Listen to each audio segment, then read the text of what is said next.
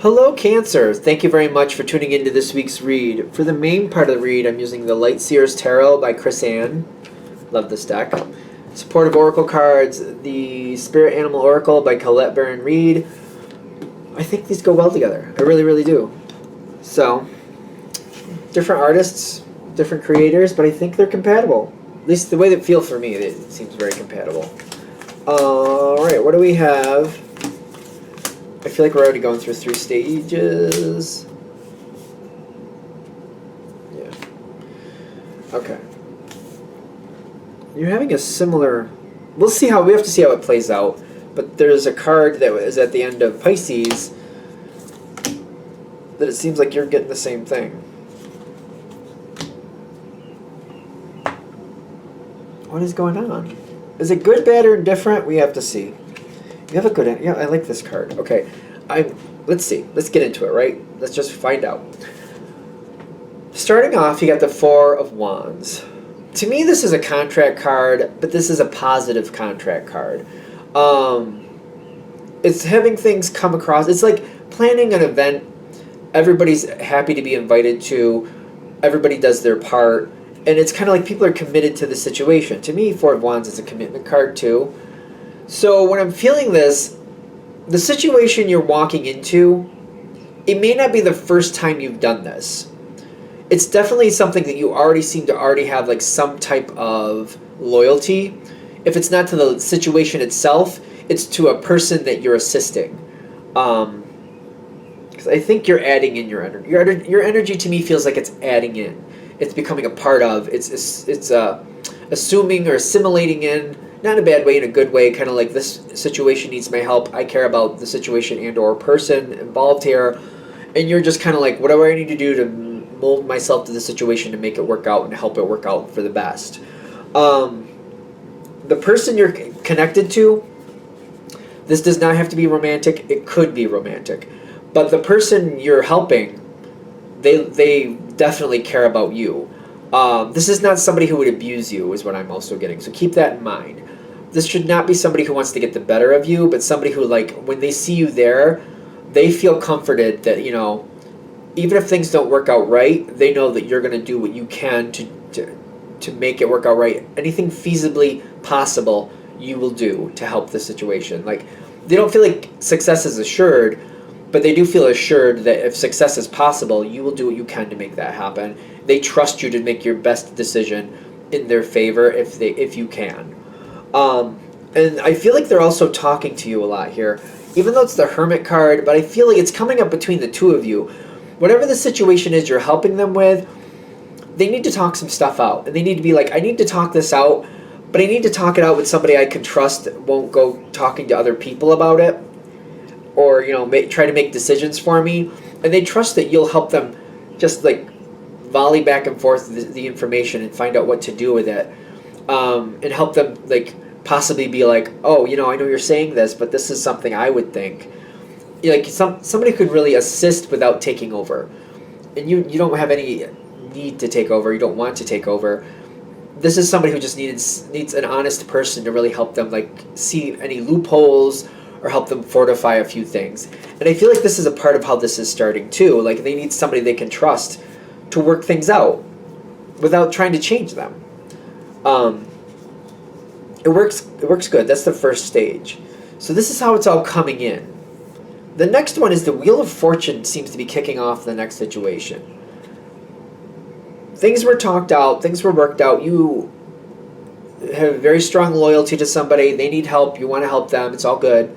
You're here for them. It's all good. The wheel turns. And it's almost like the situation just starts moving on its own. It's kind of like we've been talking about it. We've been getting ready to be a part of it. And then it just kind of starts on its own. Kind of reminds me of somebody who parks a car on a hill and they don't put the brake on like they should. And it just kind of starts rolling backwards. It's kind of like, oh, we're starting, whether you wanted to or not. Here we go. I don't know, it might be a bad analogy. That's kind of scary. But it might feel like that. Kind of like, oh, wait. We didn't want to start yet. But it's like, well, you're going. Here we go. Because I'm seeing that happen in the environment. Now, you catch it quick. So if that was the beginning of the situation, you catch it quick. It doesn't become a disaster. somebody has to catch it, because if it just goes on its own, it's going to be a problem. It didn't go that far. You stopped it from rolling. But it's kind of like, well, we can't keep it here now. So where are we going to move it to? And since we're going to move it anyway, let's start the situation. Let's get it off and running. You've got the Page of Wands and the Antelope. It just seems like it starts off at a run, and you just catch the ball. You just, boom, you catch the ball. Like, I guess we're playing the game now. Boom, I caught the ball. Cancer catches the ball. You do what you got to do. You get involved with it. You're kind of like, well, since it's already started, why? Might as well keep going. And it also seems like you can't really stop it. It's just kind of like once the wheel is turned, it's kind of like it's going. So, and there's a lot of work that has to happen here. The bee mentality to me is like bringing in the hive and getting a lot of assistance. Sweet results await. Yes, I'll give you that. Like, this is a good thing. I do feel like it's good, but like once you start playing the game, you're like, come on, everybody, let's get the rest of the team out here. We're starting the game. Come on, I caught the ball. Let's go. And you do what you have to do. This has already been talked about. It just wasn't expected to start this way, but there we go. You're doing really good in this. This is the second phase. This is the second of 3 phases. Going really well. Liking how it's going. Feeling like you're making a difference. Started kind of out of the blue, but that's okay. I'm ready for it. Here we go. And you're into the game, and you're doing what you need to do. Everything is going fine. I don't see any roadblocks here. I see a lot of busyness. I see not a lot of time to think of the details. I don't know if that's going to be a problem going forward. But there's no... You don't have the luxury to sit back and go, well, let me see if that was right. You don't have the luxury for that. You just got to keep going. It's good. You're enjoying it. Other people are enjoying it. At this point, it's a very enjoyable situation. Okay, good. Cool. Wonderful. Great. The environment changes again. It's not bad. Crow Spirit, Koi Fish. And we got one more card, but I don't feel like we're ready for that yet. Okay. Now the Crow, I like Crow energy.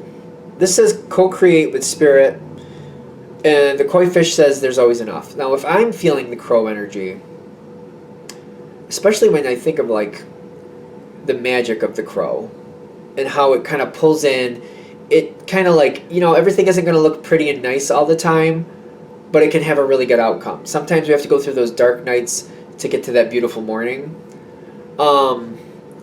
And I feel like something's going on here where it's like it might be like kind of that dark blessing feel. That's not always the Crow energy, but sometimes it's there.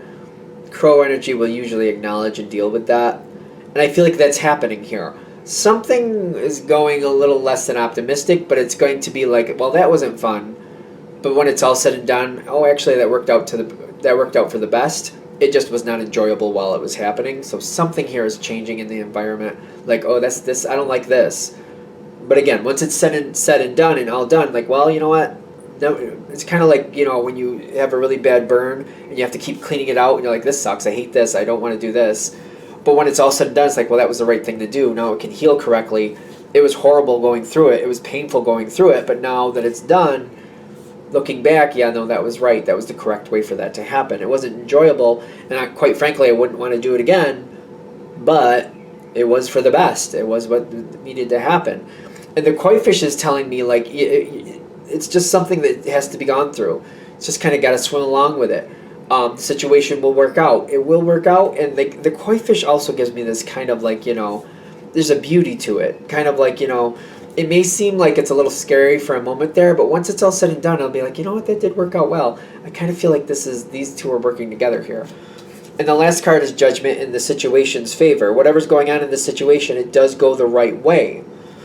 The thing is, when this part happens, this dark blessing energy, I feel like you might have to step out for a while.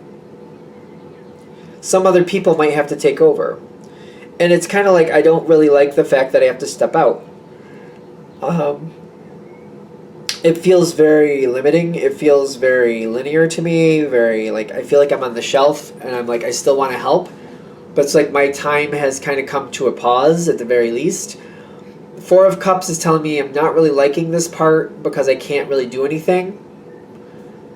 The Four of Swords is telling me I'm still a part of the situation, but I'm taking a rest. When this goes through its dark phase, I do feel like you're going to go through a pause. I don't think that's bad. It's kind of rest up, save up your energy. You're still wanted to be a part of this. Energy's getting heavy there. I feel like that's hard for you. I feel like that's hard. Kind of like I want to be a part of this. I want to help. I want to make this better too. But for some reason, when this darker energy comes in, it's a dark blessing. Goes through a hard time. On the other side, though, it's kind of like, no, that was good. I don't see you involved in it as much. And I'm getting the ants coming in. Like the ants go marching is what I'm thinking. Time to collaborate. But I'm feeling ants go marching. Because like I'm getting like the plan is already set. Everybody knows what they need to do. And they're collaborating efforts. And the right people are doing the right things. Then you also have the fox spirit. Things are not quite on the level. For some reason, I feel secrets. Fox spirit says, think on your feet, which is cunning, sly. I feel secrets. For some reason, there's secrets here. Not everything is known. It's almost like, I think like when somebody's going through this dark period, they might be a little embarrassed about it, and they don't want to talk about it. They want to keep it private. Which it's not like, and it's like it's the same energy, because I'm almost feeling like, why aren't they telling you what's happening? They just might be shutting down. They're not including you in this. I don't know why. But I'm getting the King of Pentacles also.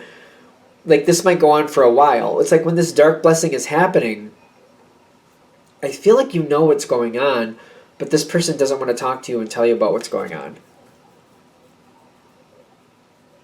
It's almost like a control thing. I think, again, with the dark blessing going through the dark energy, sometimes people close down or they act differently than normal, and sometimes they don't do the best thing during the situation, but it serves them. I feel like there might be like a little bit of a lack of communication, especially when you have two cards here. The two fours I'm seeing, the Four of Cups and the Four of Swords, it's not a lot of motion in these cards. It's more of like, it's more stagnant, more unhappy. It does not seem permanent, but I do feel like when this dark phase is going on, it will end very well.